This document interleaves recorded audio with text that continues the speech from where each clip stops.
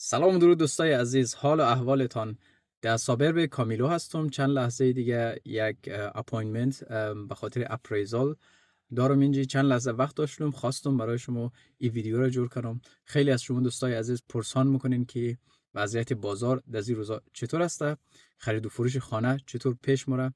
دوستای عزیز خدمت شما عرض کنم که فرقای نسبتا زیادی آمده در بازار، تغییرات کلانی آمده و ما برای شما یک جدول آماده کردم که تعداد خانه‌های فروشی را از اول سال تا و میالی هفته بار برای شما نشان خواهم داد و جنوری امسال حدوداً 2000 چیزی کم و زیاد خانه برای فروش بود. خدمت شما عرض کنم که هفته گذشته در شهر پرت 5088 خانه برای فروش هسته که میبینین رقم خانه های فروشی به شدت داره بالا میره. دوستای عزیز، این یک امر طبیعی است. از سال 2001 تا الان، امی 5 سال گذشته، قیمت ها همینطور دارن رشد میکنن، بالا میرن.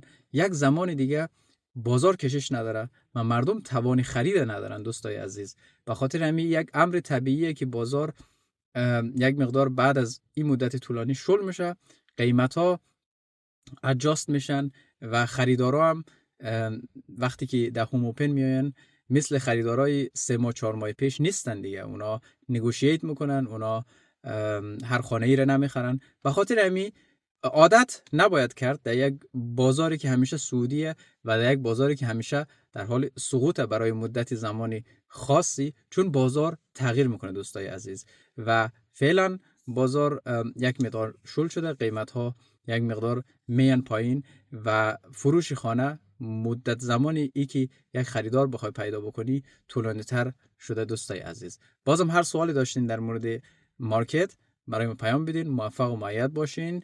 بدرود.